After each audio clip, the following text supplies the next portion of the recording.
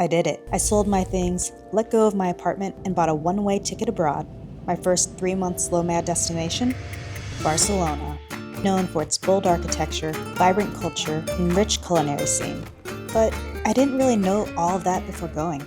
Sure, I knew about the Sagrada Familia. I knew there was paella and that people raved about the city, but that's about it. So why would I pick Barcelona to go to first? This is Bachata, a style of dance that completely took over my Instagram feed in 2023. I didn't know much about the dance, but I couldn't stop watching. The way the partners moved, fluid, expressive, magnetic. I looked at those videos and thought, damn, I wish I was that beautiful. When I decided to go nomadic, I set 4 intentions for myself. Embrace new cultures, keep up with routine, leave room for adventure, and learn something new. Each destination I chose is a chance to honor these 4 goals in a different way. For Spain, I knew I'd embrace culture through food and by trying every Catalonian dish I could. I figured I'd adventure outside of the city too, hiking and exploring. It's just part of who I am. But the real focus for me here, the thing I really wanted to lean into most, was learning something new. And that something was this dance. My first week in Barcelona was about getting a feel for my new home. I spent most of it walking, wandering through different neighborhoods, and getting lost on purpose. One of the things I do when I first arrive in a new place is take a walking tour. This time I booked one through Guru Rock to explore the Gothic Quarter.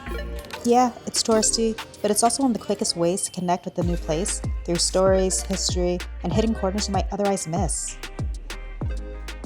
Back in my own neighborhood, I kept observing. I always wanted to understand how people live, how they move through their days, and to feel the rhythm of a new culture. Shops close during siesta, kids play freely in the plazas, and on weekends, the streets shut down so people can just walk and exist without a rush. Once I had a feel for the neighborhoods, the next stop was figuring out how to move through them. Barcelona's public transit was probably one of the best I've ever used. It's clean, it's safe, and super intuitive.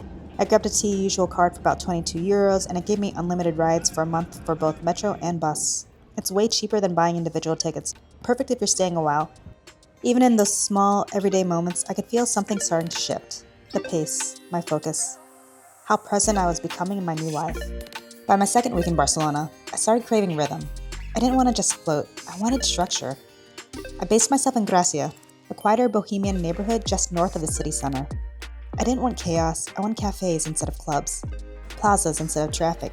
I wanted to live in Barcelona, not just pass through it. And my apartment? Technically on the 5th floor. Day 1, first full day of having to go up 5 flights of stairs to get to my apartment on the 4th floor. Because the first set is the principal floor. Let's just say I never missed a leg day. I joined The Cover, a co-working space that quickly became my anchor. It had everything I needed, a gym, rooftop bar, social events, and a beautiful workspace just 10 minutes from my apartment. My day started to take shape. Monday through Wednesday, work and gym. Thursday, explore the city, maybe learn to dance. And on the weekends, I'd adventure outside the city and maybe do some more dancing. I was creating a rhythm that felt good. The structure that gives you the space to actually enjoy life. And once that foundation was there, I realized that it was time for me to take a different step, being social, and letting the world meet me. So, I took myself out. No plans, no expectations, just me on a Saturday night and a little bit of courage. It is my 3rd night in Barcelona.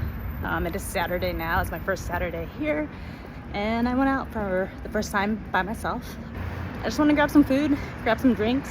It was an interesting night. I actually ended up getting free drinks. They just gave me a free drink from both locations I went to, from the restaurant, from the waitress, who was very sweet. I had asked her for the checks for me and the person next to me in Spanish, and she only gave the check to him, and I was very confused on why she only gave the check to him. And then after he had left, a few minutes later, she came by with a couple bottles of alcohol. It was like, "This is on the house," in Spanish. And I was like, oh my gosh, thank you, yes, I will take this. So it's little things like that that makes me already love the city. Overall, my first Saturday in Barcelona has been amazing, as long as I don't get robbed for some reason. It wasn't the night I imagined, but it gave me what I needed. A little confidence, a little chaos, and a reminder that I don't always need a plan to have a good time. A few days later, connections start to show up in bigger ways. When I move somewhere new, I don't expect to know anyone. I usually assume I'll be starting from scratch. New faces, new places, and slowly figuring it out. But Barcelona surprised me. Almost immediately, I had people to hang out with. Not just anyone, old friends. Through my co-working space, I reconnected with Phil, someone I met over a decade ago at a design meetup. We hadn't spoken in years, and suddenly, we were eating cheesecake and getting pedicures in Spain. And completely by chance, Jake, an old colleague of mine, was living here with his girlfriend. We grabbed drinks, we shared paella, and swapped stories about life. It felt serendipitous, like the city had arranged a soft landing for me. But it wasn't just luck. Sometimes you have to create connection, not just wait for it. I started joining events at my co-working space. I said yes to invites. And I even joined some Facebook groups to meet other ladies within the city. By the end of week 2, it didn't feel like I was just visiting. It felt like I was becoming part of something. If you've ever worried about starting somewhere new, I get it. But trust that connection finds you, as long as you're open enough to let it in. And then, I started dancing. Bachata was the one thing I promised myself that I would try while living here. I joined a group class, and I'll be honest, I felt awkward, but super excited. A few days later, I went to my first social at Antilla. It was mostly salsa, which I already felt a little bit more confident in, but when the bachata songs came on, I froze. I watched from the sidelines, wondering if I'd ever be ready. That's when I realized my group lessons wouldn't be enough. If I really wanted to learn, to move the way I dreamed of, I needed more. So I signed up for private lessons. One-on-one time with an instructor to help me on the details and the confidence and the connection. The next week, I went to another social. This time at Ciutat del Park. I sat on the stairs for a while, just watching. My heart was pounding, but eventually, I stood up. I danced one song. It wasn't about being perfect. It was about being brave enough to keep showing up until my body could finally catch up to the dream. And maybe, just maybe, that one dance meant that I was already starting to change. 2 weeks in, and something had shifted. I didn't feel like a tourist anymore. Not quite like a local either, but somewhere in between. I had a rhythm, a few familiar faces, a dance that asked me to show up fully. The first few weeks were about building a foundation, getting grounded, finding a rhythm, opening up. I wasn't fully settled yet, but I felt aligned. In the next few videos, I'll take you deeper into what it felt like living here. The surprises, the setbacks, This is a look of defeat. and how I started to thrive.